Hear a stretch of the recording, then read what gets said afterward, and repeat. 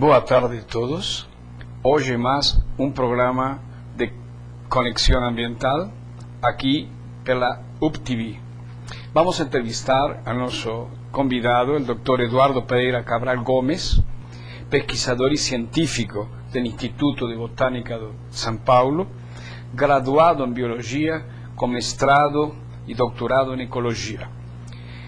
Fez um pós-doutorado em Espanha e já tem mais de 70 trabalhos de consultoria especializada na área de meio ambiente. Boa tarde, Eduardo. Boa tarde.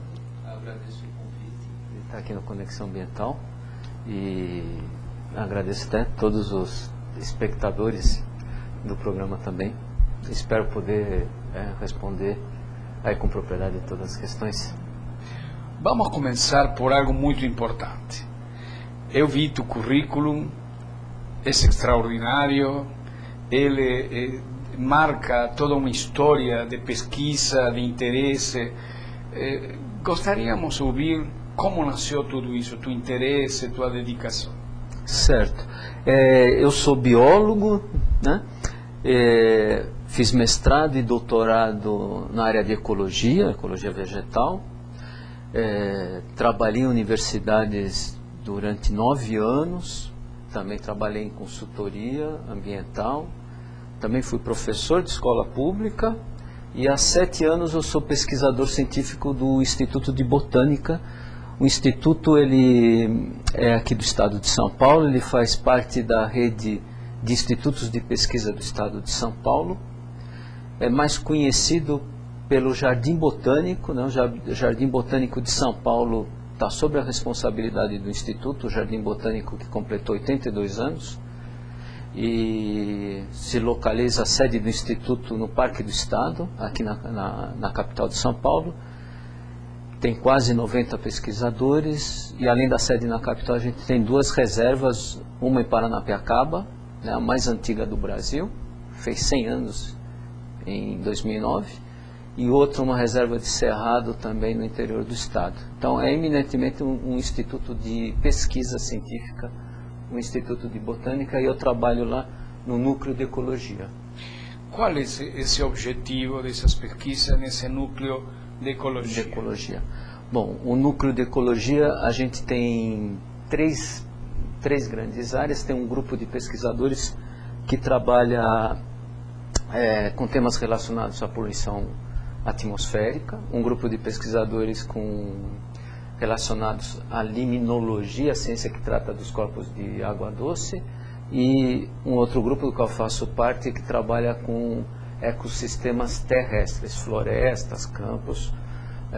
Especificamente lá eu trabalho mais com a dinâmica de principalmente florestas, não só perturbadas, né? Eu tenho pesquisa, por exemplo, em roças no Vale do Ribeira, nos quilombolas. Tenho o foco principal de pesquisa com acompanhamento em longo prazo de parcelas permanentes aqui dentro do próprio parque, né, que é uma ilha. Eu falo que onde a gente está localizado ali é uma ilha verde na cidade de São Paulo, né, o Parque do Estado. E bom, a gente colabora com outras pesquisas também aí em outros ecossistemas assim do estado de São Paulo. Muito bem. Nós estamos perante um grande problema. Temos uma cidade de São Paulo com quase 40 municípios que compõem hoje uma região metropolitana por volta aí de uns 17, 18 milhões de habitantes, e nós temos cada vez menos água e a qualidade da água cada vez pior. Qual seria a importância vegetal, das matas ciliares principalmente, e das áreas de produção de água, para podermos de alguma maneira balancear isso? Porque nós estamos trazendo água da bacia do Piracicaba, 30% da água que usamos nesta região vem de lá, mas é água que agora vai vir de outros rios daí do interior de São Paulo. Qual seria então a função que nós teríamos que pensar desses mananciais na questão das matas e das matas ciliares. Nessa questão, até tem um exemplo assim, que assim, é um mau exemplo, mas foi muito didático. No fim dos anos 70, começo dos 80, no sudoeste dos Estados Unidos, eles falaram, nossa, se a gente cortar todas as matas ciliares, a gente vai ter mais água. E foi promovido um grande desmatamento das matas naquelas áreas que já são semiáridas, ali, não me recordo se é Novo México, Arizona, Nevada, naquela região toda lá. Eles, num primeiro momento, realmente tiveram uma quantidade de água maior, só que quase que sem aproveitabilidade nenhuma, uma água cheia de barro e tudo. Então eles viram que a regrinha de 3 ali deu muito errado. E depois disso, nesses 30 anos, eles estão recuperando as matas ao longo dos corpos d'água lá, né? Eles mesmos enfrentam um problema, parece que Los Angeles traz água já a quase 400 quilômetros do ponto mais longe. E aqui em São Paulo, a gente está indo para o mesmo caminho. Não sei, não saberia dizer o ponto de captação mais distante, mas com certeza que já está mais uns 100 quilômetros, pelo menos, já estamos trazendo água dessa distância.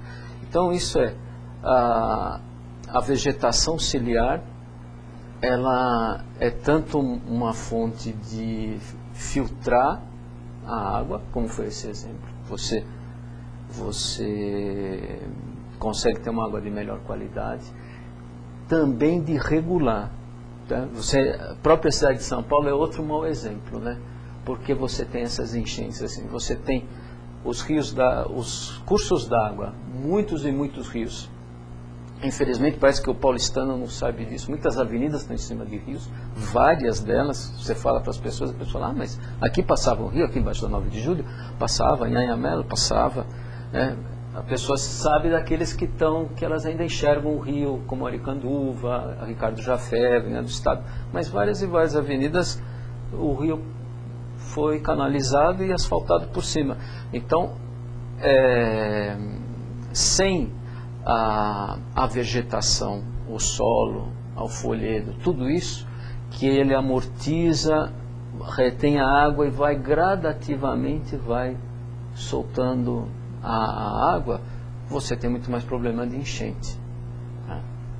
Então, ela tem importância na qualidade, na regulação do fluxo, na regulação também no fluxo solo-sistema atmosférico, porque quando está tudo asfaltado, tudo cimentado, essa água é mandada para longe do sistema, imediatamente o ar está seco rapidamente nos dias seguintes em cima daquela superfície. E também a parte de biodiversidade, de riqueza de vida, de variedade de vida, de biodiversidade, etc.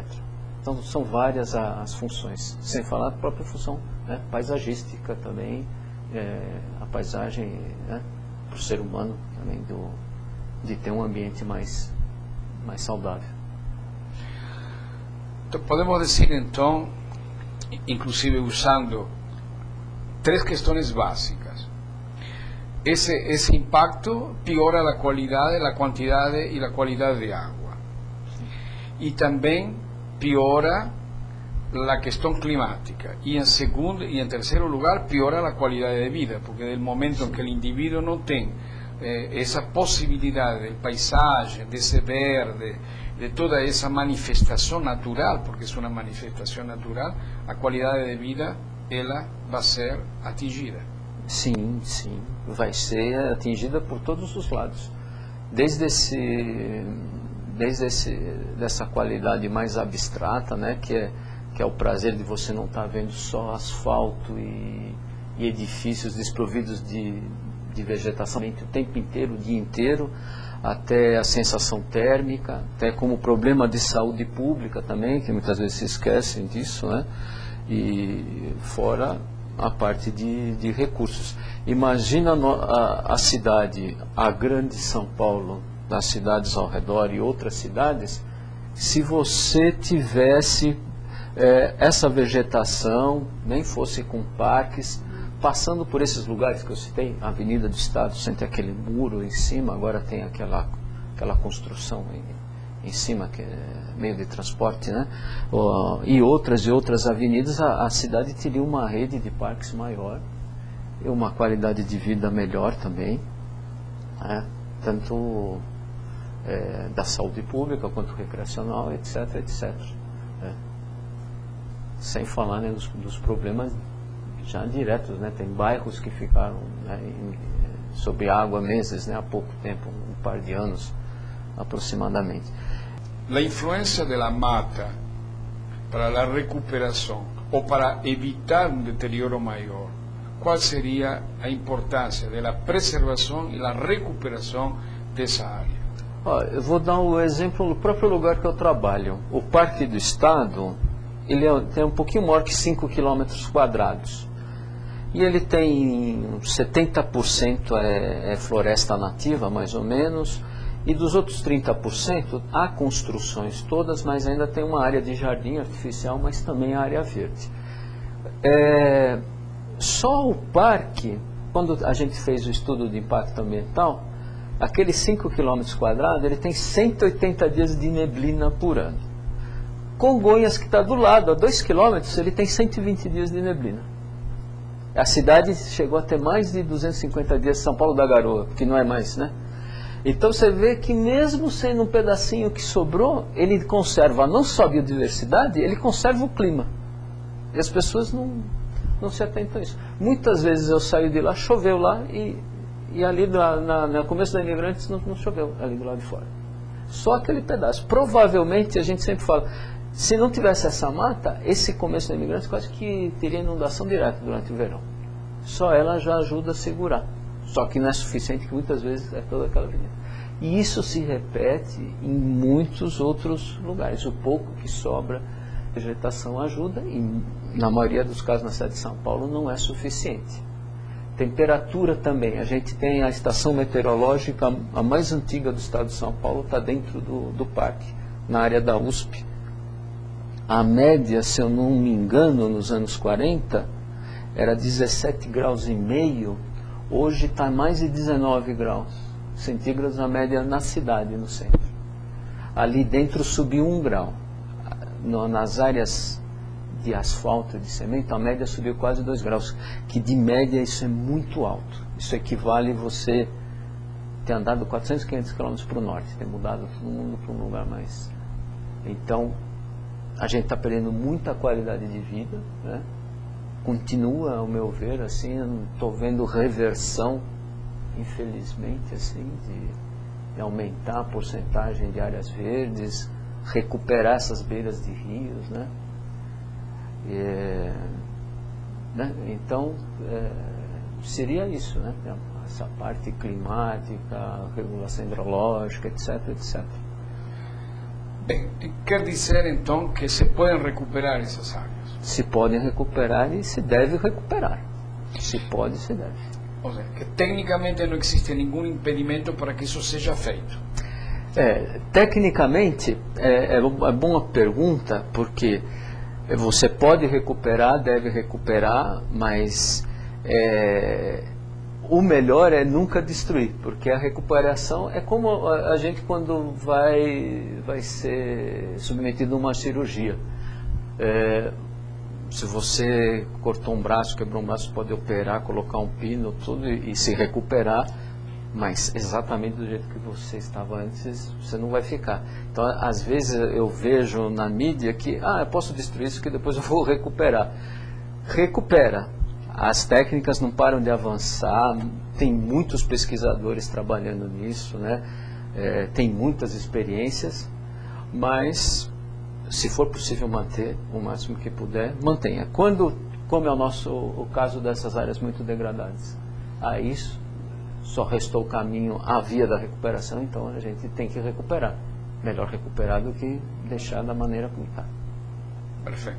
Vamos agora responder algumas perguntas que estão chegando, por favor. Bom. Boa tarde, Eduardo, boa tarde. Boa tarde. Convidado. Nós temos aqui a Brenda, que é da cidade de Santos, quer saber que a mata ciliar, ela se faz pela formação vegetal localizada nas margens dos rios, né? E o que aconteceria se não houvesse uma mata ciliar? Bom, a mata ciliar, a gente está usando o nome genérico, a margem dos rios, das represas, das nascentes. Primeiro lugar, é o que você observa nesses maus exemplos, você vê em muitos lugares, quando não tem essa vegetação na beira da água, imediatamente o processo erosivo aumenta muito, né?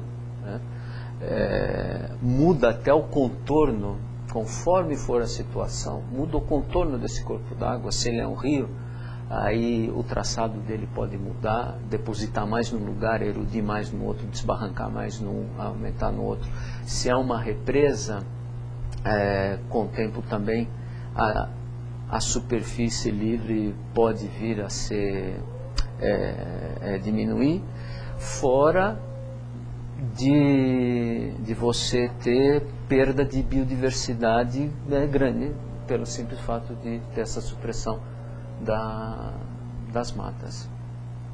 Matos de Areia Branca Santos quer saber qual a importância de preservar essas matas ciliares. Bom, a importância, ela tem a importância da biodiversidade, né, como eu falei, tem a importância da regulação hidrológica. Regulação hidrológica eu falo tanto da qualidade como da distribuição da quantidade de água ao longo do tempo.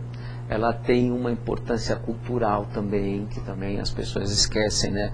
O estado de São Paulo, ele foi povoado a partir dos bandeirantes indo se locomover ao longo dos rios, e provavelmente a base da população anterior à indígena vivia em função dos rios.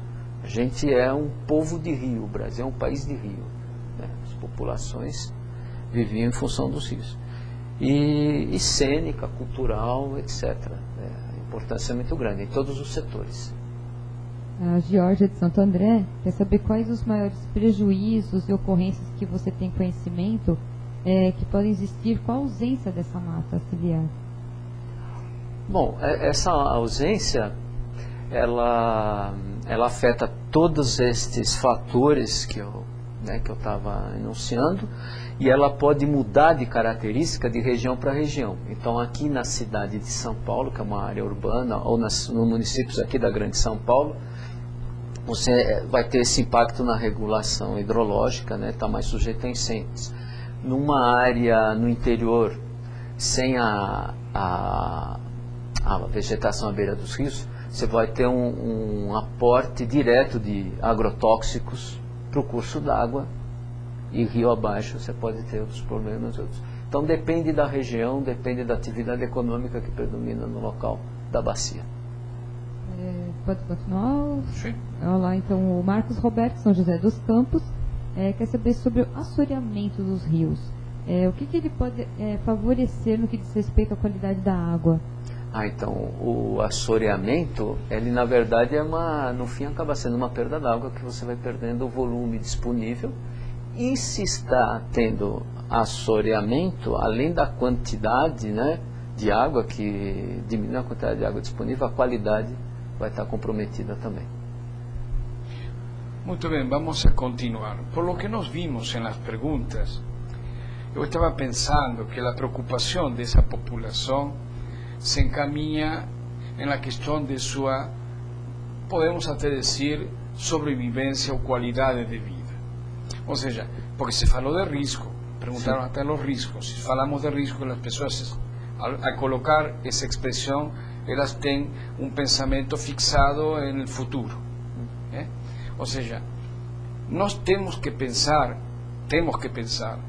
como pensadores, como pessoas, como cidadãos, e especialmente no caso de los poderes públicos, para que con políticas públicas y con investimentos públicos serios se creen programas y planos para la recuperación de todo esto, incluyendo toda la biodiversidad, porque no se trata solo de plantar, no tenemos que recuperar la fauna, tenemos que recuperar todos los elementos que componen esa biota, que como usted tenía falado, es imposible de ser recuperado.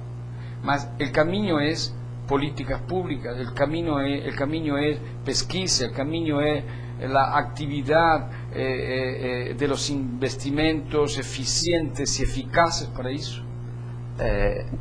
O caminho seria esse, né? Seriam políticas públicas, também a pesquisa faz parte, né? Ela está inserida dentro desse leque de políticas públicas, mas também a participação da sociedade, né?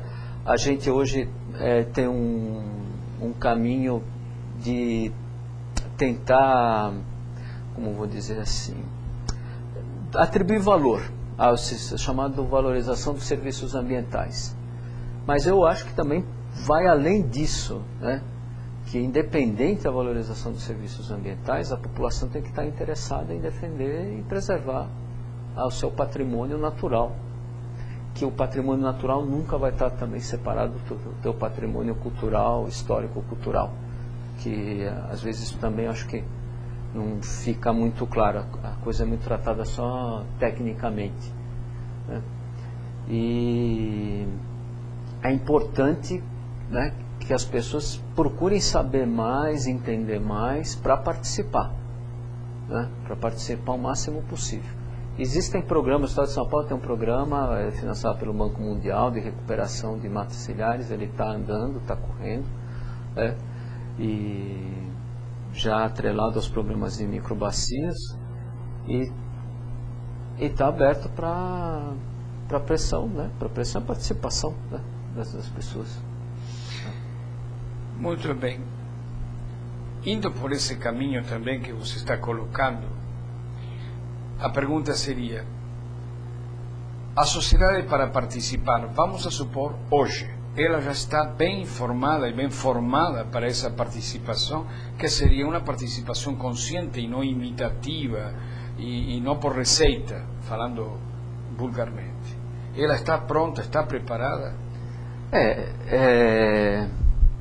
Aqui pronto, preparado, acho que a maior parte da população, ela tem, como a gente viu pelas perguntas, ela tem consciência que algo precisa ser feito, mas eu ainda acho que falta mais informação para a maior parte da população.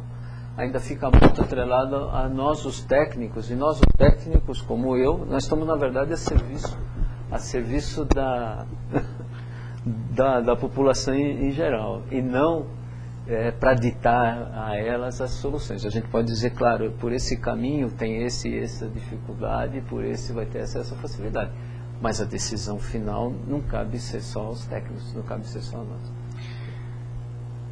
Quer dizer, mais ou menos assim. Ou seja, nós conhecemos já faz muitos anos, especialmente en lo que se va a reeditar, que la Río, fue la Río 92, ahora la Río más 20, que dice que hace 20 años, que hay una permanente trabajo sobre la cuestión de la educación ambiental. Hay algunos, inclusive, que dicen que los resultados son muy pocos sobre esa cuestión de la educación ambiental. ¿Tu opinión cuál sería? Ya que falaba de que falta información, de repente lo que hay información pero no es suficiente, o de repente hay información pero no es la exacta, o de repente hay una información que até puede ser enganosa.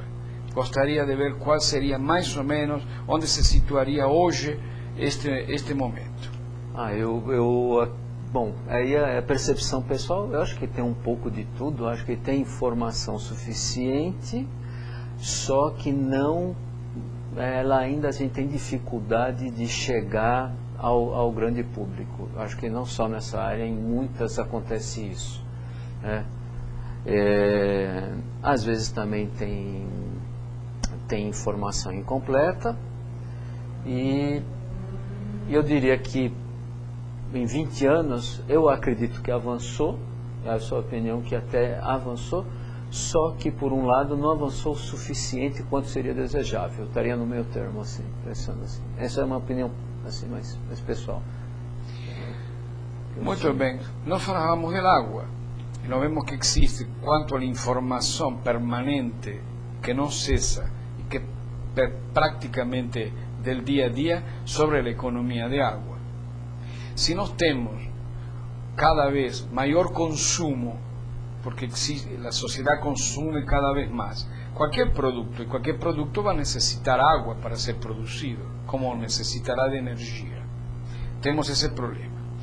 Por el outro lado, nós temos que, por esse lado, a sociedade tem uma grande campanha de consumo, através, obviamente, de los que estão interessados nesse consumo, e por outro lado temos uma grande campanha para a economia de água, e em breve teremos também uma grande campanha para a economia de energia.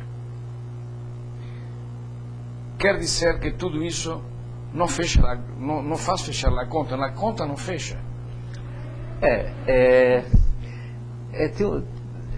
Tem um amigo que costuma dizer, na verdade, a natureza não está em crise, porque a natureza, mesmo um rio como o Tamanduateí, o Tietê, ele tem ecologia lá.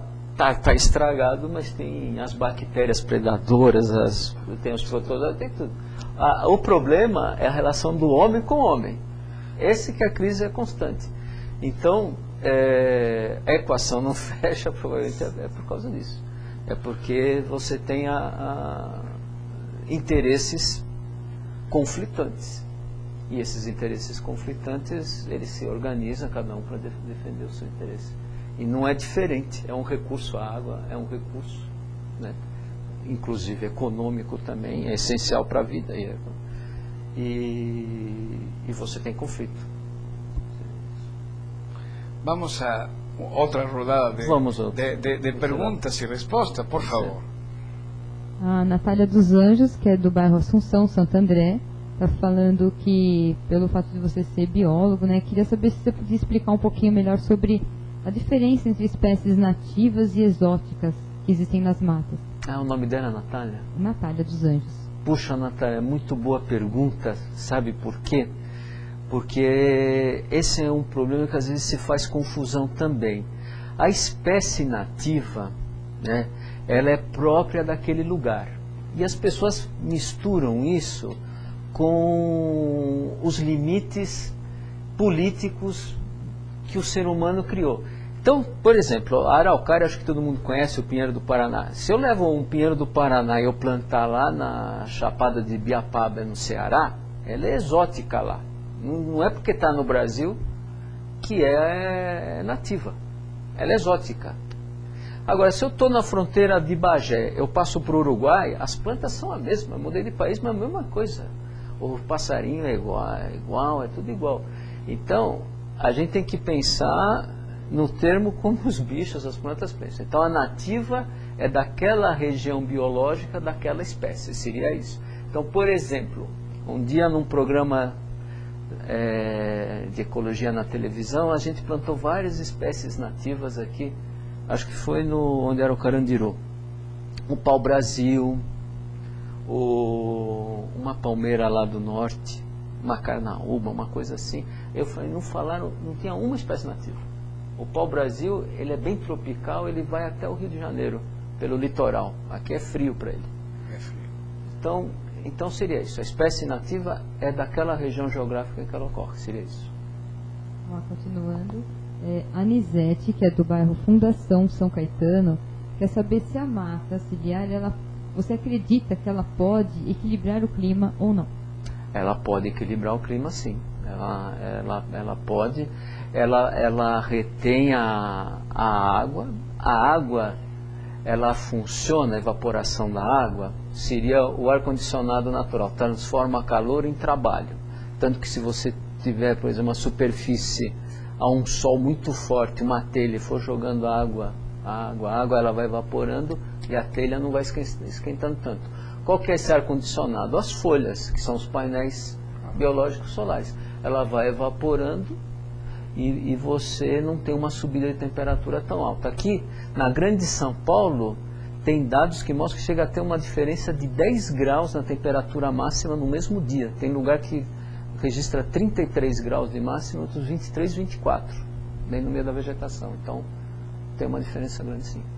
Aqui nós vamos unir duas perguntas aqui, do Amilcar de Sampaio, Taubaté, e o Renato Eldorado de Juquitiba, São Paulo também. O Amilcar pergunta de quem que é a responsabilidade pela parte de preservação e recuperação da área da mata, E o Renato pergunta assim, que tipo de arame que deve ser utilizado para esse cercamento, esse isolamento também, que ele tem um terreno e queria saber de que forma que tem que ser feito isso. Bom, Amilcar e Renato, né? Eu tive participando desse projeto que eu citei, do projeto Mata Ciliares, aí no estado de São Paulo, são 5 bacias. Nas áreas rurais, o proprietário das áreas, ele é o responsável pelas áreas, né? Nas áreas urbanas, pelo que eu sei, parece que são as prefeituras, principalmente as prefeituras. Eu não sei de casos nos quais tenha propriedades que os fundos deem para corpos d'água. Eu já vi isso no litoral. Inclusive fui chamado por um juiz para ser perito. Nesses casos eu não tenho claro. Mas nas áreas urbanas, normalmente as prefeituras, nas áreas rurais, normalmente é o proprietário mesmo. E a outra pergunta? O tipo de cercamento que deve ser feito, no caso dele sendo proprietário mesmo. Então, a cerca, justamente nesse projeto Mata Ciliar, foi o maior custo, está sendo justo as cercas. A cerca depende muito da vizinhança. Em lugares em que convive gado e plantações e culturas, precisa cercar. Aí se é de 3 fiadas, 4 fiadas, à medida que vai aumentando o número de fios, vai ficando cada vez mais caro. Se é um local que você não tem animais de grande porte, né? A gente teve em regiões no oeste paulista, na região de Socorro, que era cultivo de batata, de pomar e tudo. Então uma cerca simples, né, que é mais barata, é suficiente. A cerca é principalmente para que os animais domésticos não interfiram na produção, na recuperação da área por si só. Depende também de caso a caso. Muito bem. Já que falamos tanto dessa questão e saiu esse projeto sobre a proteção das matas ciliares, isto começou, continua. Como está esse projeto, como está essa política e quais são até hoje os resultados? Ele começou a implantar em 2005, né? Financiado pelo Banco Mundial, contrapartida do governo do estado. Primeira fase teve as áreas demonstrativas. Aí o governo, ele pagava em cada microbacia, por isso foi coordenado pela CAT, que está na Secretaria da Agricultura do Estado. Teve uma parte de educação ambiental forte, de produção de material didático, de mini cursos em cada uma dessas 5 bacias do Estado, recuperação de áreas. Em áreas, por exemplo, teve na região de Cunha, que tem muita pecuária leiteira, você tem cursos para o pastoreio rotativo voacim, que é um pastoreio que você divide a área. Sim, e você aumenta a produção dando tempo de recuperar. Então você com a mesma quantidade de gado, você coloca ele numa área menor, libera áreas para a vegetação natural retomar. E se adaptando em cada região do estado. Aquela região de Araçatuba também teve. Aí teve então, atualmente ele continua e está tendo, inclusive agora, está se focando muito para serviços ambientais, tentar alguma maneira de remunerar os serviços ambientais, para que não seja só custo, como a outra pergunta anterior, falando de quem é a responsabilidade, é do proprietário. Então, para ele, no fundo, ele tem um custo e custo, ele receber algo de volta. Tem uma experiência que é no sul de Minas, em Extrema, foi muito observada, não sei se vocês conhecem, vale a pena ver, e ela está sendo aí reproduzida em outras regiões do estado. Eu não sei com precisão em quais são e onde está. Mas na página da Secretaria do Meio Ambiente do Estado tem um link para o projeto Mata Ciliar. Tem mais informação. En este caso, el Instituto de Botánica está dentro del proyecto permanentemente ou só ele fez as pesquisas e ele apresentou as propostas e as recomendações? Ele teve na primeira fase, 2005, 6, 7, acho que até começo de 2008 foi, ele teve relacionado na fase de treinamento, participou bastante de treinamento em universidades, em associações de produtores e também num programa de sementes de espécies nativas, que era um problema. Às vezes você quer recuperar e você não encontra a muda, né? Para ter uma ideia, o estado de São Paulo inteiro tem ao redor de 2.000 espécies de plantas, aproximadamente, de árvores, né? E isso 10 anos atrás, o viveiro mais rico tinha dificuldade de achar 80, 70, né? Porque não é uma coisa muito fácil. Hoje já os maiores viveiros, eles têm mais de 300 espécies nativas disponíveis. Então ele participou nessa tecnologia de coleta e armazenamento de sementes, tratamento de sementes, que não é uma coisa que precisa de pesquisa. Seria nisso.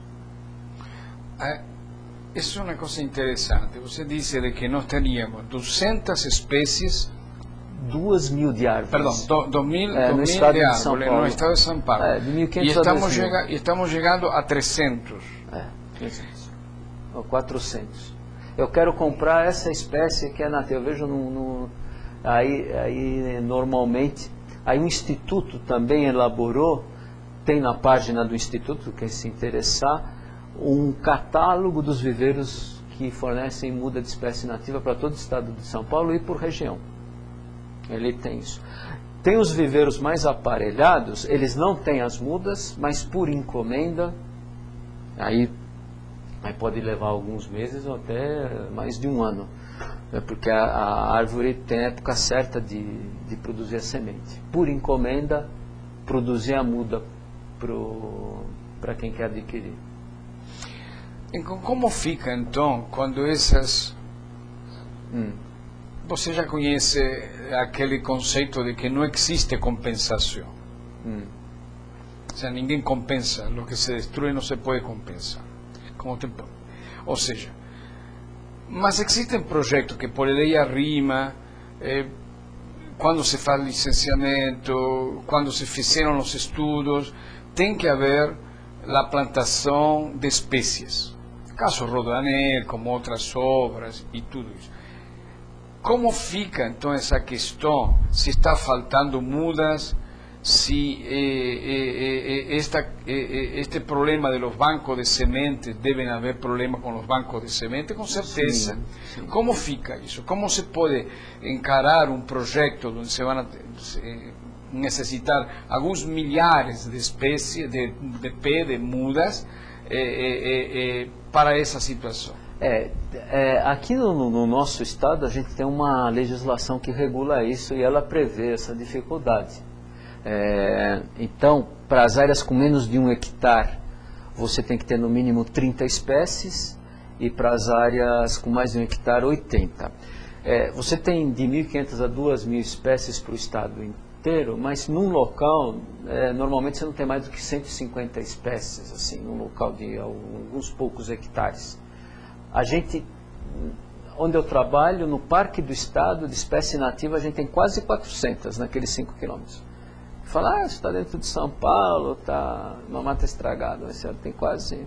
Europa inteira acho que tem 200, 250. Então aquele pedacinho tem 300 e tantas, 380, o número não sei exato. Isso muda às vezes, a gente acha uma coisa que não tinha visto antes, etc. Então a legislação, prevendo essa dificuldade, ela dá esse número daí de 30, 80 e também tem proporções. As chamadas espécies pioneiras que crescem em lugares que foram cortados, perturbados, elas são mais fáceis de produzir, de encontrar, então você tem mais facilidade de achar as pioneiras, que a lei manda no máximo até 60%, parece, no máximo 60% é pioneira. e a lista é regionalizada também. E os viveiros, como deu um norte à legislação, eles procuraram se adaptar a ela também. Então é possível fazer. É possível fazer. O problema é que ainda é muito caro, na minha opinião, pelo menos. Ainda é uma coisa cara. Isso de caro é o preço da muda, mas também é caro depois fazer que a muda chegue a uma determinada fase de desenvolvimento, não é assim? Sim, isso tem um acompanhamento também, tem um número de espécies, um número de mudas, tem o tratamento, o preparo e o acompanhamento. Isso daí, em média, vamos dizer, R$5.000 o hectare, que é muito, vai de 3.000 a 7.500.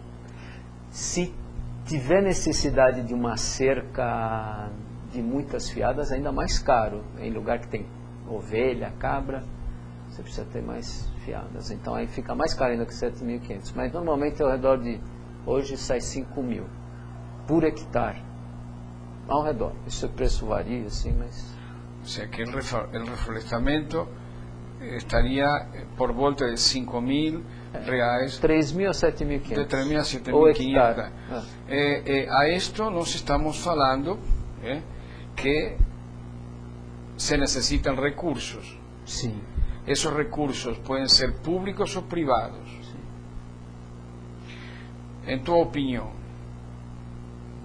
eu acredito que se necessitariam muitíssimos bilhões para recuperar uma determinada percentagem das matas Então, esse projeto Mata Ciliar, foi ao redor de 1 milhão de hectares, isso dá 10.000 quilômetros quadrados de matas ciliares no estado de São Paulo, para manter os 30 metros mínimos de cada margem, os 50 metros ao redor das nascentes.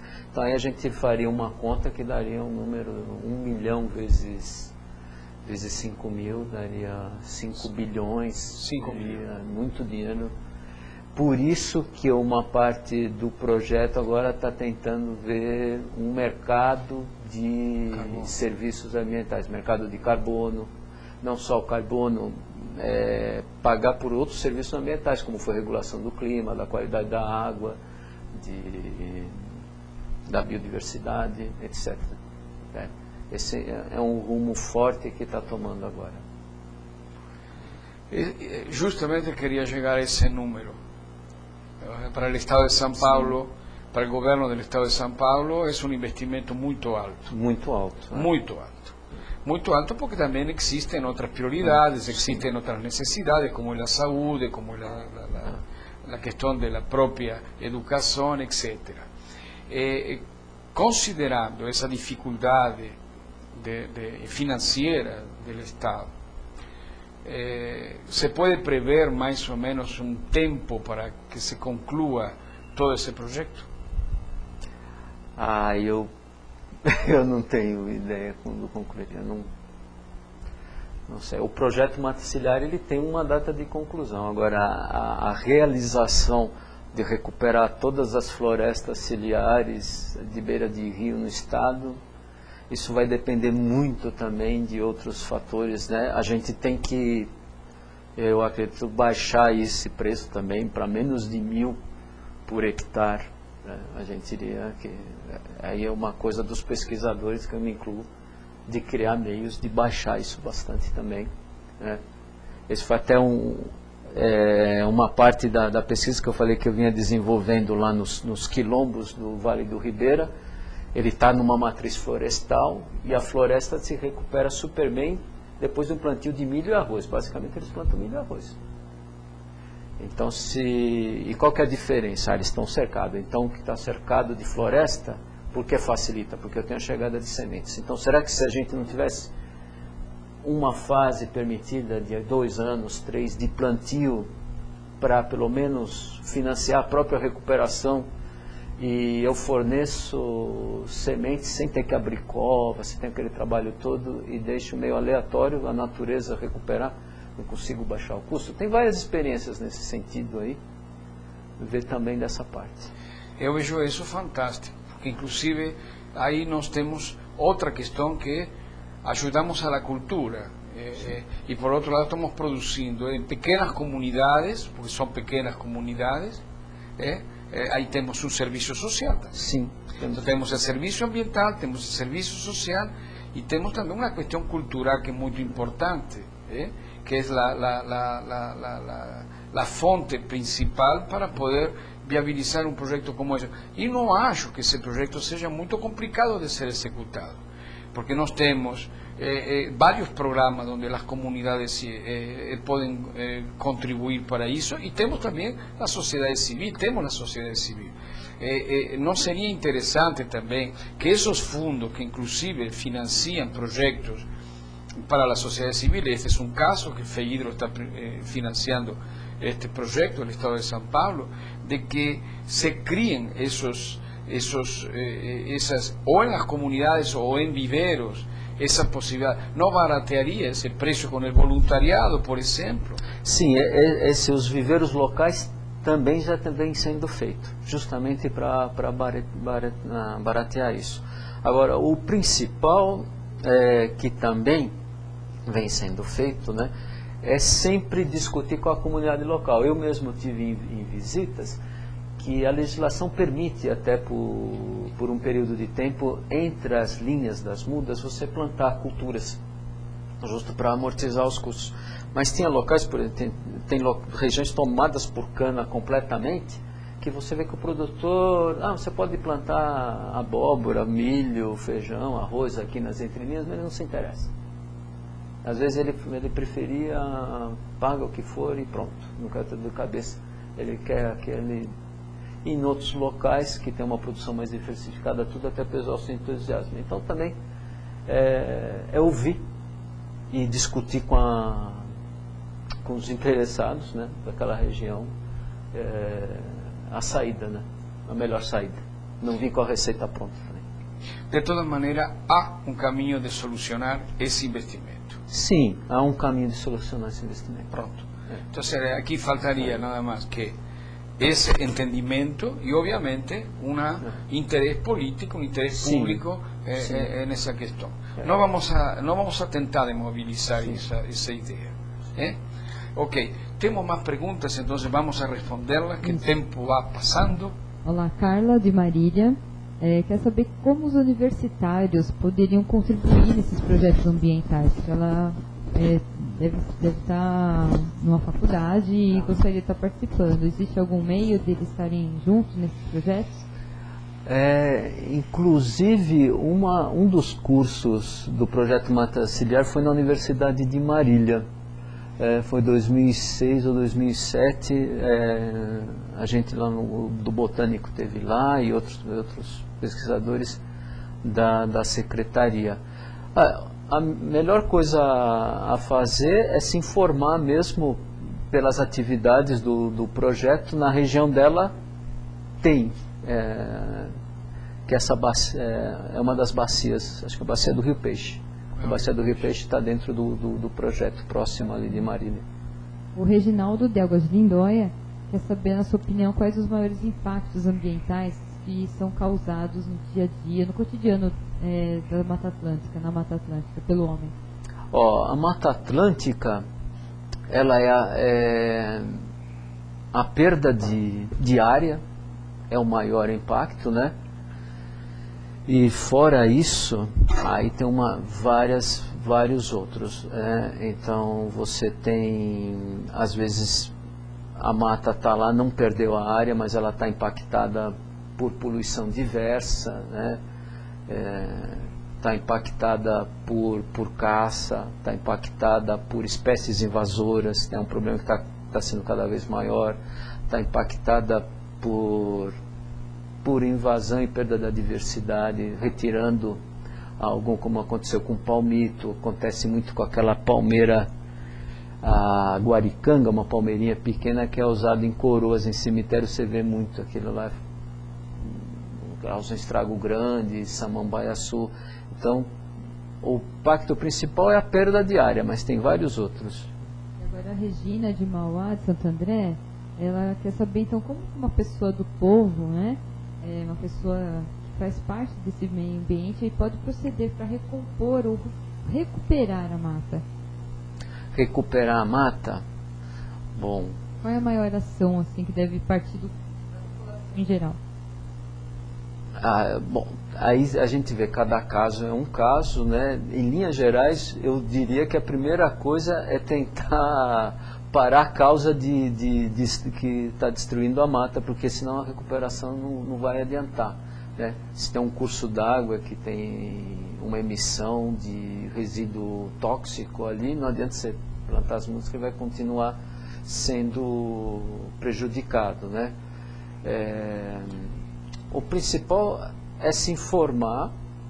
Aí eu acho que de novo pela Secretaria, por exemplo, o Projeto Mata Ciliar, a legislação que eu citei, ela está lá, a norma de 2008, no nosso site, o ibot.sp.gov.br, que é do Instituto de Botânica, www.ibot.sp.gov.br.